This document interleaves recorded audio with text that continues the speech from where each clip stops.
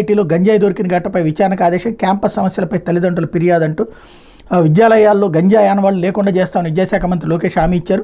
వైఎస్ఆర్ జిల్లా ఇడుపులపై ఐటీలో 2 ఇంజనీరింగ్ విద్యార్థులు గంజాయి దొరికిన ఘటన మీద మంత్రి ఆగ్రహం వ్యక్తం చేశారు.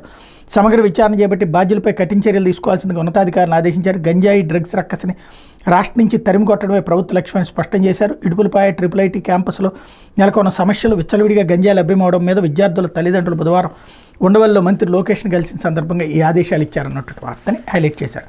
అయితే విడాకులు తీసుకున్న ముస్లిం మహిళలు భరణానికి అర్హులే. సిఆర్పిసిలోని సెక్షన్ 125 వీరికి వర్తిస్తుంది. ఇది లౌకిక నిబంధన, దీనికి మతంతో సంబంధం లేదు. 1986 నాటి ముస్లిం మహిళల చట్టం ఎందుకు అడ్డురాదు? భరణాన్ని దానంగా చూడకూడదు, అది స్త్రీల హక్కు. సుప్రీంకోర్టు కీలక తీర్పు. విడాకులు తీసుకున్న ముస్లిం మహిళ నేర శిక్షా స్మృతిలోని సెక్షన్ 125 ప్రకారం భర్త నుంచి భరణం కోరొచ్చని సుప్రీంకోర్టు బుధవారం కీలక తీర్పు వెలువరించింది. ఇందుకు 1986 నాటి ముస్లిం మహిళల విడాకులపై హక్కుల చట్టం అడ్డురాదని స్పష్టం చేసింది. వివాహమైన మహిళలందరికీ సిఆర్పిసిలోని సెక్షన్ 125 వర్తిస్తుందని, అది లౌకిక నిబంధన అని తేల్చి చెప్పింది. ముస్లిం మహిళలు ఇందుకు మినహాయింపు కాదని పేర్కొంది. అంతేకాదు భరణాన్ని దానంగా చూడకూడదని, అది మహిళల హక్కు అని తెలిపింది.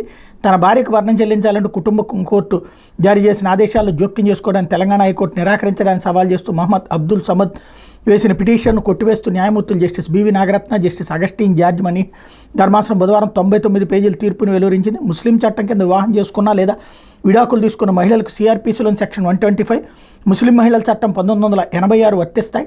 విడాకులు తీసుకున్న ముస్లిం మహిళ ఈ 2 చట్టాల ద్వారా లేదా ఏదో ఒక చట్టం ద్వారానైనా ఉపశమనం పొందొచ్చు. ఎందుకంటే 1986 చట్టం సెక్షన్ 125ని అడ్డుకునేది కాదని ధర్మాసనం పేర్కొంది. ఈ సందర్భంగా కొన్ని కీలక వ్యాఖ్యలు చేసిన సిఆర్పిసిలోని సెక్షన్ 125ని విడాకులు తీసుకున్నటువంటి ముస్లిం మహిళలకు వర్తింపజేయకపోతే అది రాజ్యాంగంలోని అధికారం 15(1) ఉల్లంఘన కిందకే వస్తుంది. కులం, మతం, లింగం, ప్రాంతం, పుట్టిన ప్రాంతం ఆధారంగా ఏ పౌరుడిపైన వివక్ష చూపకూడదని ఈ అధికారం చెప్తోంది.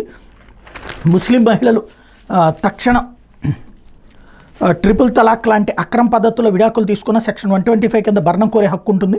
భరణాన్ని దానంగా చూడకూడదు, అది లింగ సమానత్వానికి దోహదం చేసే అంశమని తీర్పులో సుప్రీంకోర్టు స్పష్టం చేసింది. ఈ కేసుపై justice B V Nagarathna, justice Augustine George Masih వేర్వేరుగా తీర్పులు రాశారు. అయితే ఒకే అభిప్రాయాన్ని వెల్లడించారు. భారతీయ మహిళలకు ఆర్థిక సాధికారతనివ్వాల్సిన అవసరం గురించి తీర్పులో జస్టిస్ బివి నాగరత్న చెప్పారు. స్వతంత్ర ఆర్థిక వనరులు లేని భార్య మానసికంగానే కాకుండా ఆర్థికంగానే తమపై ఆధారపడుతుందన్న వాస్తవాన్ని కొందరు భర్తలు గ్రహించరు.